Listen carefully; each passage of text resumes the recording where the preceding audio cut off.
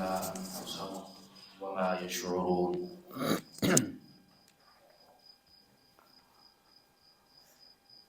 پہلے پارے کی یہ ابتدائی آیات ہیں، سورۃ بقرہ کا دوسرا رکوع ہے۔ عام طور پر ہمیں یہ زبانی یاد ہوتا ہے۔ اللہ رب العالمین ان دو آیات میں ان لوگوں کے بارے میں بات کر رہا ہے، آگاہ کر رہا ہے جو اپنے آپ کو دھوکہ دے رہے ہیں۔ وَمِنَ النَّاسِ مَن يَقُولُ آمَنَّا، اللہ کہتا ہے کہ لوگوں میں کچھ اس طرح کے بھی ہیں جو کہتے ہیں کہ ہم اللہ پر ایمان لائے اور اسی طرح آخرت پر بھی یقین رکھتے ہیں، ایمان لائے ہیں۔ وَمَا هُم بِمُؤْمِنِينَ، کہتے تو وہ یہ ہیں لیکن وہ حقیقتاً ایمان والے نہیں، وہ مومن نہیں، وہ یقین والے نہیں ہیں۔ يُخَادِعُونَ اللَّهَ وَالَّذِينَ آمَنُوا، وہ اللہ کے ساتھ دھوکہ کرتے ہیں، خیانت کرتے ہیں، اور ایمان والوں کے ساتھ بھی، کیونکہ اللہ والے وہی ہیں جو ایمان لے کر آئے ہیں، ایمان والے وہی ہیں جو اللہ والے ہیں، تیسرا کوئی نہیں۔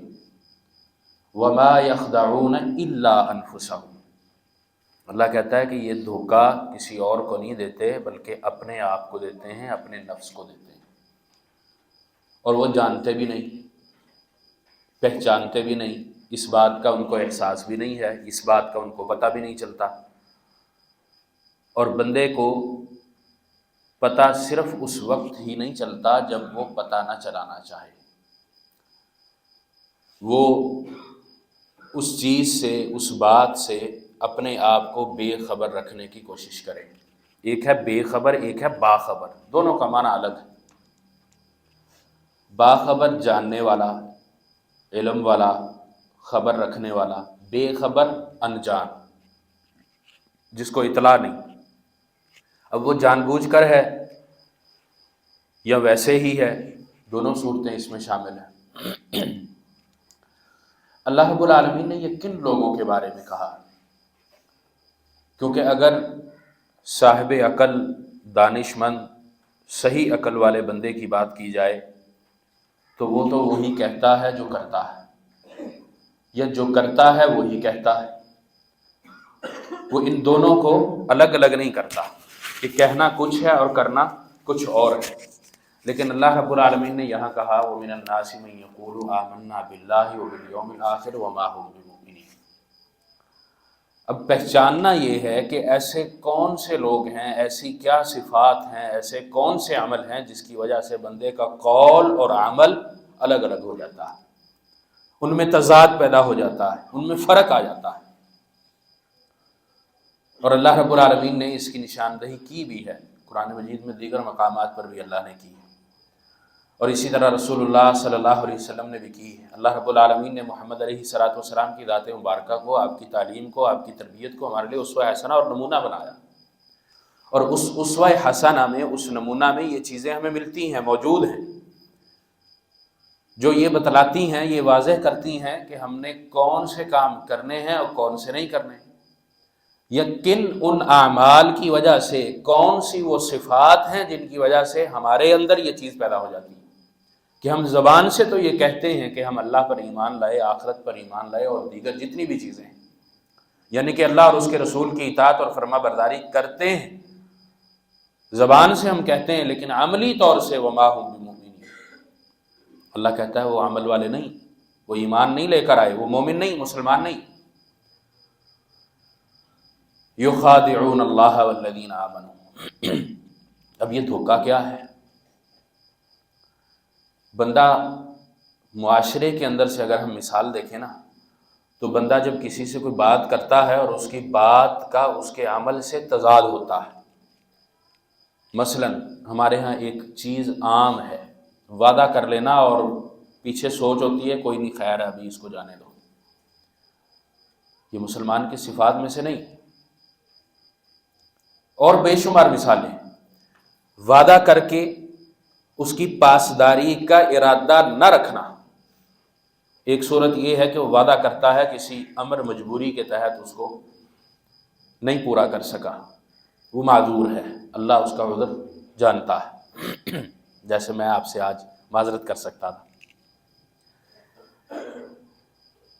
یہ اور چیز ہے، لیکن بندہ جب وعدہ کر رہا ہو اور اس کے پیچھے سوچ یہ ہو کہ ابھی فی الحال وقت کو گزارو،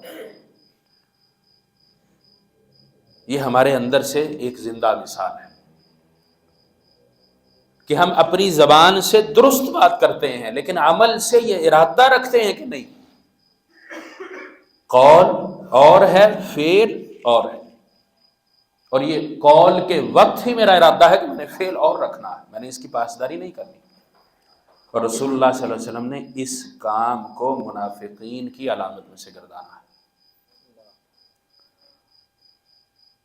اور یہ واضح مثال ہے، ہمیں دیگر ساری چیزوں میں اپنے اعمال کے بارے میں، اپنے اقوال کے بارے میں فرق کرنے میں مدد دیتی ہے کہ اللہ رب العالمین کا جو فرمان یہاں لوگوں کے بارے میں اور ایمان والوں کے ساتھ کیے جانے والے عمل کے بارے میں ہے، وہ ہمارے اندر تو نہیں۔ اس بات کا مقصد جو ہے وہ تو یہی ہے کہ اپنا محاسبہ کرنا، اپنے آپ کو چیک کرنا، اپنے اعمال کو دیکھنا۔ کہیں ہم اس کیٹیگری میں تو نہیں آتے جو اللہ نے یہاں کہی وما ہم بمؤمنین والا عمل ہمارا تو نہیں ہے، ہماری تو اس طرح کی جماعت نہیں، ہم والذین آمنوا میں ہے یا وما ہم بمؤمنین میں، یہ ہم نے خود فیصلہ کرنا ہے، ہم نے اپنے اعمال کا جائزہ لے کر کرنا ہے۔ اور جو کوئی اس طرح کا کام کرتا ہے وہ اللہ کے ساتھ دھوکہ نہیں کرتا، وہ حقیقتاً دھوکہ اپنے آپ کے ساتھ کرتا ہے۔ کس طرح؟ بندہ ظاہری طور پر کہتا ہے اچھا چلو وقت گزر گیا کوئی بات نہیں، پھر دیکھیں گے بعد میں، لیکن جو کرنے والا کام جس وقت نہ ہو تو پھر اس کی فرصت نہیں ملتی۔ اس کی مثالیں بھی ہم اپنے ارد گرد اپنے معاشرے سے بے شمار لے سکتے ہیں۔ میرا ایک مزاج ہے، ایک طبیعت ہے کہ میں بات کے ساتھ مثال اپنے معاشرے سے دینے کی کوشش کرتا ہوں، اس سے بات سمجھنے میں آسانی ہو جاتی ہے۔ کیوں؟ وہ کام ہم کر رہے ہوتے ہیں جانے انجانے میں، وہ ہمارے سامنے ہو رہا ہوتا ہے، وہ ہمارے معاشرے کا حصہ ہوتا ہے۔ اب اللہ رب العالمین کو تو کوئی دھوکہ دے ہی نہیں سکتا، ایمان والوں کو دھوکہ ہم خیر دے سکتے ہیں، مسلمانوں کو دھوکے میں ڈال سکتے ہیں، بات ان کو کوئی اور بتانی، ہونا کچھ اور، اس طرح کا معاملہ ہم کرتے بھی ہیں، لیکن اللہ کو کس طرح ہم دھوکہ دے سکیں گے؟ اللہ رب العالمین نے اسی وجہ کہا یخادعون اللہ والذین آمنوا وما یخدعون الا انفسهم، اللہ کے ساتھ کیا دھوکہ کریں گے؟ جو اللہ رب العالمین ہمیں بنانے والا، پیدا کرنے والا ہے۔ ہم دنیا کی کوئی ایک چیز لیں، مثال کے طور پر یہ موبائل ہے، یہ موبائل بنانے والا اس کے بارے میں بخوبی واقف ہے یا نہیں ہے؟ جو اس کو پیدا کرنے والا ہے، اس کی تخلیق کرنے والا ہے، اس کا کور ہے، اس کے اوپر یہ شیشہ لگتا ہے پلاسٹک کا، جو اس کو بناتا ہے وہ اس کی زندگی، اس کے کوالٹی، اس کے فنکشن سب کچھ جانتا ہے، اس کے اندر کیا کیا خرابی ہو سکتی۔ کیوں؟ اس انجینئر نے اس کو تیار کیا۔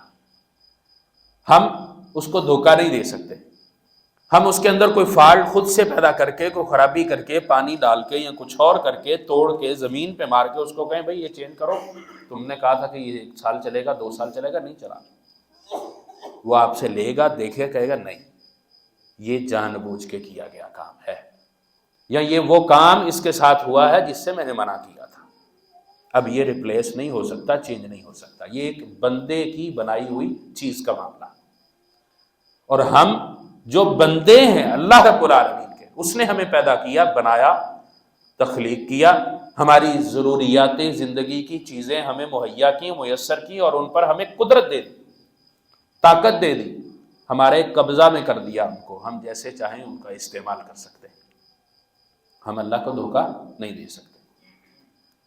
جب اللہ کو دھوکہ نہیں دے سکتے تو پھر اے مسلمان کون سے اس دھوکے میں تو اپنے آپ کو رکھے ہوئے، اور پھر تو جانتا بھی نہیں ہے اور تو چاہتا ہے کہ اللہ مجھ سے راضی ہو جائے، یہ کبھی نہیں ہو سکتا۔ اسی وجہ سے اللہ رب العالمین نے یہ بھی کہا وما یشعرون، یہ جانتے نہیں ہے یہ کر کیا رہے ہیں۔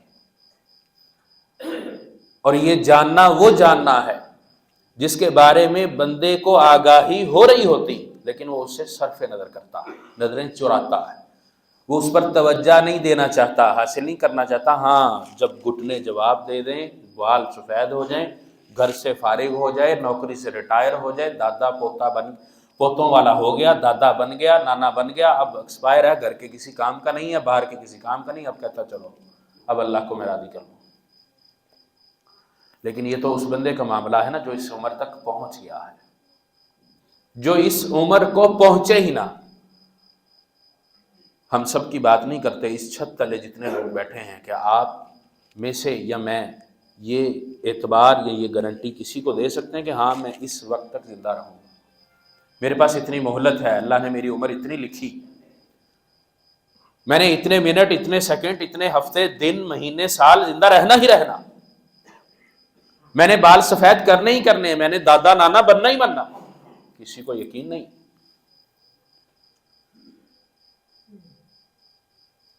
جب اتنا زندگی کا بڑا یقین ہمیں ہے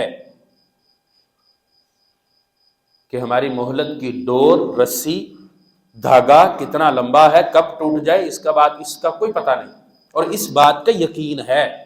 یقین کس چیز کا نہیں ہے کہ یہ کب ٹوٹ جائے، کب ساتھ چھوڑ دے، اس بات کا یقین نہیں، لیکن یہ یقین ہے کہ ہاں یہ ٹوٹنا ہے، یہ لازمی رکنا ہی رکنا ہے۔ یہ جو جسم کے اندر سانس چلتی ہے، ہوا نکالتا اور اندر لے کر جاتا ہوں، اس سلسلے کو تھمنا ہے، رکنا ہے، اس بات کا یقین ہے، لیکن کب یہ نہیں پتا۔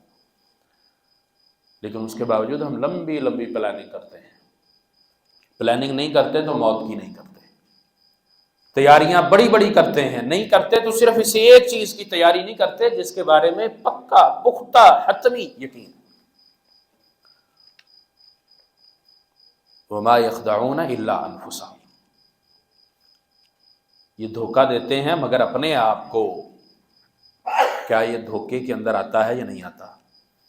ہم اپنے آپ سے غفلت یہاں برت رہے ہیں یا نہیں برت رہے؟ اور اللہ رب العالمین نے خاص طور پہ ان چیزوں کا ذکر بندہ مومن کے ساتھ بھی کیا ہے۔ اس کی وجہ کہ جب بندہ دائرہ اسلام میں داخل ہوتا ہے، ایمان لے کر آتا ہے، تو پھر اس کے ذمہ داریاں بڑھ جاتی ہیں۔ اللہ رب العالمین اس کی ذمہ داریاں بڑھا دیتا ہے، اس کے ذمہ کام بڑھ جاتے ہیں، مزید لگ جاتے ہیں۔ اس کو ایسے صفات پیدا کرنے کی ضرورت ہوتی ہے، ایسے گیٹس کا حامل ہونا اس کو ضروری قرار دیا جاتا ہے، جس کی وجہ سے وہ اپنے رب کو راضی کر سکے، اس کا قرب حاصل کر سکے۔ جو اللہ کا باغی ہے، اللہ کا نافرمان ہے، اللہ سے جنگ کیے ہوئے، وہ بالکل الگ ہو جاتا ہے۔ جو کہتا ہے کہ ہاں میں اقرار کرتا ہوں کہ تو ہی میرا رب ہے، تو ہی میرا الہ ہے، تو نے مجھے دنیا کے اندر بھیجا، ساری سہولتیں مجھے دی، میسر کی، میں تیری ہی اطاعت اور فرمانبرداری کروں گا، اس کے بعد بندہ اپنے آپ کو دھوکے میں ڈالتا ہے۔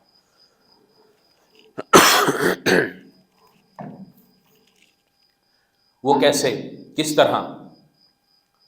اللہ رب العالمین نے قرآن مجید میں بعض صفات کا ذکر کیا ہے، بلکہ بعد نہیں بہت ساری کا کیا ہے، میں ایک دو کی طرف نشاندہی کروں گا جس سے بندہ اپنے آپ کو دھوکے میں ڈالتا ہے، اور یہ عام مسلمان کے کیفیت بن جاتی ہے، اور کس وقت بن جاتی ہے محسوس بھی نہیں ہوتا۔ وما یشعرون، اس کی مثال بھی آپ کو یہاں ملے گی۔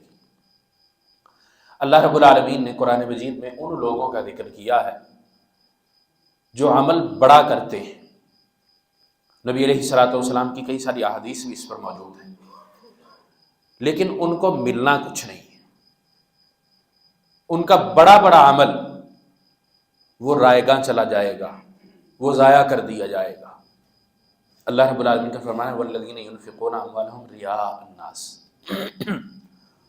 مال خرچ کرنا چھوٹی بات نہیں، اور اگر آج کل کی ہم بات کریں تو بڑا ہی مشکل کام ہے۔ کسی کو پانی پلا دیں بغیر احسان کیے، بہت بڑی بات ہے، کھانا کھلانا تو دور کی بات ہے۔ اللہ کہتا ہے والذین ينفقون اموالهم، وہ لوگ جو اپنا مال خرچ کرتے ہیں، رئاء الناس، لوگوں کو دکھانے کے لیے، ریاکاری کرنے کے لیے، ولا یؤمن باللہ ولا بالیوم الآخر، یہ خرچ کرنے والے ایمان والے تو ہیں، لیکن جب یہ کام کرتے ہیں ریاکاری والا تو پھر نہ ایمان اللہ پر رکھتے ہیں نہ آخرت پر رکھتے ہیں۔ وَمَن يَكُنِ الشَّيْطَانُ لَهُ قَرِينًا فَسَاءَ قَرِينًا، ان کا ساتھی کون ہے، دوست کون ہے، ان کے قریب کون ہے، مددگار کون ہے؟ ابلیس، شیطان، اور وہ انسان کا تو کھلا دشمن۔ اب یہ ایک چیز ہے، ایک مثال ہے اللہ رب العالمین کے قرآن مجید میں، اور محمد علیہ الصلوۃ والسلام کی اس پر کافی ساری احادیث موجود ہیں، صرف ایک کام مال کے خرچ کرنے کا۔ اس کے علاوہ نماز کے بارے میں بھی ہے، عبادات، جمی عبادات کے بارے میں ہے۔ بندہ عمل کرتا ہے اللہ کے لیے، بندہ عمل کرتا ہے اللہ والا جو اللہ نے بتلایا ہے، یہ ساری چیزیں اس کے اندر پائی جاتی ہیں، اور یہاں پر بھی دو چیزیں شامل ہو جاتی ہیں۔ ایک چیز پہلی کہ جب بندہ عمل کرتا ہے اس وقت ریا الناس کا شکار ہوتا ہے، اور دوسری جو اس سے بھی خطرناک ہے کہ عمل کر لینے کے بعد اس کے دل کے اندر یہ حرص پیدا ہو جاتی ہے کہ ہاں اس پر لوگ کلمات کہیں، تعریف کریں، مجھے اچھا جانیں، اب بھی اس کا عمل ضائع ہو گیا، اور یہ زیادہ خطرناک بات ہے۔ رسول اللہ صلی اللہ علیہ وسلم اپنی امت کے لیے اس ایک کام سے بہت زیادہ خوف زدہ ہے۔ ان اخوف ما اخاف علیکم الشرک الاصغر قالوا وما هو، اللہ کے نبی علیہ السلام آپ جس چیز سے خوف کھا رہے ہیں وہ کیا؟ آپ علیہ السلام میں سب سے زیادہ جس چیز سے تمہارے بارے میں خائف ہوں وہ ہے۔ صحابہ کہتے ہیں اللہ کے نبی وہ کیا ہے؟ آپ علیہ السلام نے فرمایا الشرک الاصغر، ایک حدیث میں الشرک الخفی، ہلکا شرک، دوسری میں ہے چھوٹا شرک۔ شرک اکبر اور شرک اصغر ہم یہ کیٹیگری کرتے ہیں، پڑھتے ہیں۔ صحابہ نے کہا اللہ کے نبی ہم تو ایمان لے آئے، اسلام والے ہیں، اب یہ کام کیوں کریں گے؟ وہ تو مشرکین کرتے تھے، آپ کی دعوت ہی یہ لا الہ الا اللہ، اللہ کے علاوہ کوئی معبود نہیں، اب کسی کی عبادت ہم کریں گے؟ اب ہم اللہ کے ساتھ کسی کو شریک کیوں ٹھہرائیں گے؟ اپنا عمل کیوں ضائع کریں گے؟ ہم اپنا عقیدہ، جو عقیدہ توحید اللہ اور اس کے رسول نے ہمیں دیا ہے، اس کو ہم کیوں ضائع کریں گے؟ آپ علیہ السلام نے فرمایا الریا، یہ شرک اصغر، شرک خفی کیا ہے؟ ریا ہے، یہ دکھلاوا ہے، ریاکاری۔ اور سب سے زیادہ اللہ کے نبی علیہ السلام نے اپنی امت کے بارے میں اس ایک چیز سے خوف کا اظہار کیا ہے۔ اب اس کی قسمیں کتنی ہیں؟ ابو ہریرہ رضی اللہ تعالیٰ عنہ کی ایک حدیث، طویل حدیث بھی اس موضوع پر ہے، جس میں شہید کا، عالم کا اور قاری کا ذکر ہے، اس میں مالدار کا بھی ذکر ہے، اور اس پوری روایت کو سوال کی صورت میں کرنے والے تابعی ہیں۔ ابو ہریرہ رضی اللہ تعالیٰ عنہ سے پوچھ کر جاتے ہیں، معاویہ کو بتاتے ہیں، معاویہ رضی اللہ تعالیٰ عنہ بھی اس شدت کی وجہ سے بے ہوش ہو جاتے ہیں، اور ابو ہریرہ اس روایت کو کرنے سے پہلے 3 دفعہ بے ہوش ہوتے ہیں۔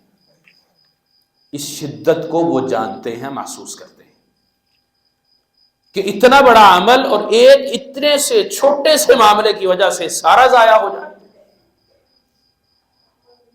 وَمَا يَخْدَعُونَ إِلَّا أَنفُسَهُمْ وَمَا يَشْعُرُونَ، اور یہ ایسا کام ہے، ایسا فعل ہے کہ بندہ حقیقتاً اس کو محسوس نہیں کر پاتا، ابتدا میں محسوس ہوتا۔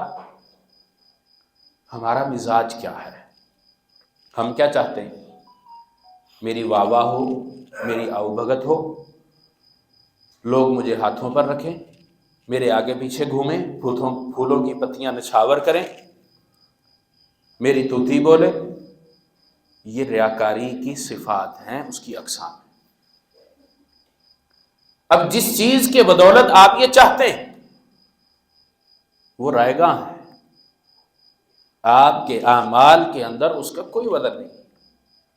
آپ نے کسی کو پانی پلایا، اس کے بدلے آپ یہ چاہتے ہیں، کسی کو کھانا کھلایا، اس کے بدلے آپ یہ چاہتے ہیں، کسی کا کوئی کام کر دیا ہے، اس کے بدلے آپ یہ چاہتے ہیں، کسی کو اچھی بات بتا دی، اس کے بدلے آپ چاہتے ہیں، کسی کو تعلیم دی، تربیت کی، اس کے بدلے آپ یہ چاہتے ہیں۔ الغرض کسی بھی کام کے بدلے آپ اگر ان صفات کو چاہتے ہیں، ان معاملات کو پسند کرتے ہیں، ابتدائی طور پر محسوس ہوگا کہ نہیں اچھا نہیں ہے، لیکن پھر عادت بن جائے گی. وما یشعرون، پھر دل جانے گا نہیں، پھر اچھا لگنے لگے گا. اور اس کی مثال ایک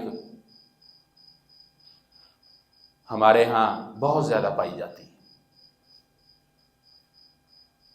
اور یہ مثال میں اپنی برادری سے ہی دینا پسند کروں گا.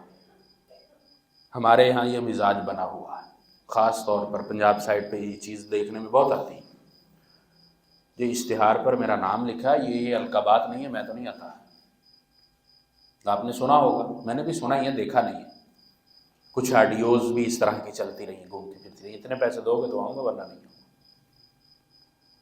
میرے نام کے ساتھ علامہ کیوں نہیں لکھا، فلاں نہیں لکھا، فلاں نہیں لکھا. اللہ قیامت والے دن کہے گا کہ جس سے جو تو چاہتا تھا اسی سے جا کر لے لے. یہ اخلاص نہیں ہے، یہ لوگوں کو اللہ کو دھوکہ دینا نہیں ہے. یہ اپنے آپ کو تو دے رہا ہے کہ اتنا بڑا عمل بھی کر رہا ہے، سفر بھی کر رہا ہے، دعوت کا کام بھی ہے، گھر سے بھی نکلتا ہے، سارا کچھ کرتا ہے، لیکن اپنے نام کو بلند رکھنے کے لیے سارا عمل ضائع. جن سے چاہتا تھا کہ نام بلند رکھے، القابات دیں، انہوں نے دے دیے، اس نے لے لیے. قیامت کے دن اللہ کے سامنے کھڑا ہو گیا، اللہ کا کچھ نہیں. اللہ بھی کہے گا کذب تھا، فرشتے بھی کہیں گے کذب تھا. اب دنیا میں اتنا بڑا کرنے والا کام، آخرت میں جب کچھ نہ ملے گا، اور اللہ نے اس کی نشاندہی بھی کی ہے، لیکن اس کے باوجود ہم اس روش کو چھوڑنے کے لیے تیار نہیں ہیں. وما یشعرون. یہ ایک مثال ہے، اور بہت ساری مثالیں ہیں. آپ کاروباری حضرات ہیں، فیکٹریوں والے یہاں ہیں، اللہ برکت دے سب کو. ہمارا مزاج بھی کیا ہوتا ہے، کسی کے ساتھ احسان کریں تو دل میں کہیں نہ کہیں خواہش پیدا ہوتی ہے کہ یہ میرا احترام کرے، میرے اس احسان کو مانے. وہ احسان احسان نہیں رہتا، اس احسان کی قبولیت ہی نہیں رہتی. آپ نے جو چاہا اگلے نے وہ کر دیا، بات ختم. اجر تو نہ رہا، نیکی تو نہ رہی، اللہ کے لیے یہ عمل نہیں رہا. اسی طرح ہم خدمت کا کام کرتے ہیں، لوگوں کو بھلائی کا راستہ دکھانے کے لیے، ان کو دین کی دعوت دیتے، اس کے اندر بھی یہی معاملہ آ گیا. یہ ایسی حساس چیز ہے جس کا پہرا دینا بہت ضروری ہے، اور سخت پہرا، کڑا پہرا. اور یہ دل کا معاملہ ڈائریکٹ اللہ کے ساتھ ہے، اس کو کوئی دیکھ نہیں سکتا. میرے دل میں کیا ہے آپ نہیں جانتے، آپ کے دلوں کے اندر کیا ہے میں نہیں جانتا، لیکن اللہ رب العالمین جانتا ہے. علیم بذات الصدور، سمیع بصیر، علیم خبیر. اللہ سے کوئی چیز مخفی نہیں ہے، وہ ہمارے دل کو بنانے والا ہے، اس سے کیسے مخفی ہو سکتی. اور رسول اللہ صلی اللہ علیہ وسلم نے اسی دل کے بارے میں کہا تھا کہ اللہ رب العالمین نے ایک لوتھڑا رکھا ہے، اگر وہ ٹھیک سب ٹھیک، اگر وہ خراب وہ غلط سب غلط. آپ علیہ الصلوۃ والسلام نے اسی دل کے بارے میں کہا، الا وہی القلب، وہ دل، اس کی کیفیت اگر درست راستے پر تمہیں لے کر جاتی ہے، تمہاری سوچ، فکر، اس کا معاملہ، اس کی چاہت درست، تو تمہارا کام درست، عمل درست. اگر وہ خراب ہو گئے تو سب کا سب کچھ خراب ہو گیا. دل للچاتا ہے، چاہت کرتا ہے، ہمیں مجبور کرتا ہے اللہ کی نافرمانی میں. اگر وہ مجبور نہ کرے، وہ بیمار نہ ہو، وہ کینسر زدہ نہ ہو، زخم زدہ نہ ہو، ٹھیک ہے وہ، تو پھر ہمیں وہ اس کام پر مجبور نہیں کرے گا، بلکہ وہ ہمیں اللہ اور اس کے رسول کی اطاعت اور فرما برداری پر لگائے گا. اور معاملات کے اندر، کام کے اندر، عبادات کے اندر وہ حقوق اللہ سے تعلق رکھیں یا حقوق العباد سے. ایک ایک چیز کو گننے میں بہت ٹائم لگے گا.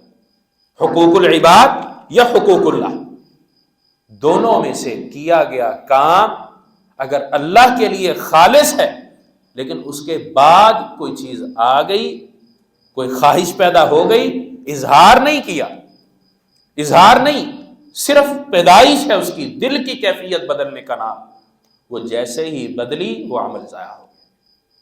ہاں اگر اس پر قابو پا لیا، اس کو پسند نہ کیا، رد کر دیا، وسوسے کو دور کر دیا تو وہ الگ بات ہے، لیکن عام طور پر اس کیفیت کو عام بندہ دور نہیں کر سکتا، اس وسوسے کو ایکسیپٹ کر لیتا، لے لیتا ہے، قبول کر لیتا ہے، اور یہی قبولیت کی نشانیاں پھر ہمیں آج نظر آ رہی ہیں۔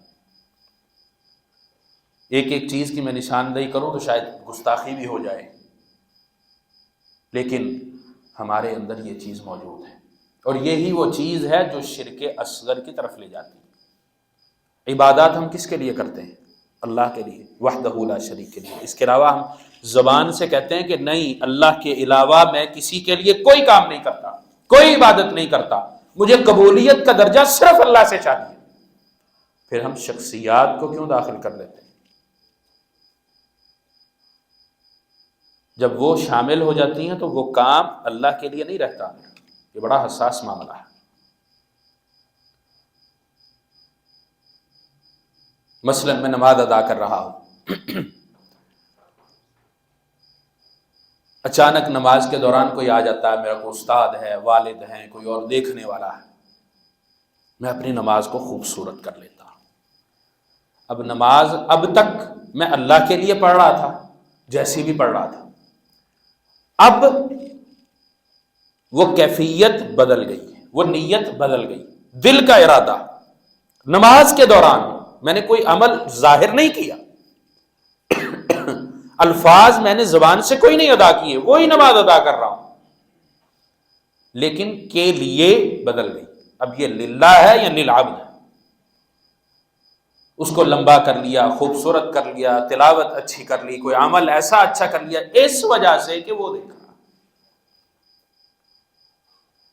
میدان جہاد میں جان کا نذرانہ پیش کرنے والا اگر اس کے دل کے اندر یہ بات آ جائے کہ لوگ مجھے غازی کہیں، بہادر کہیں،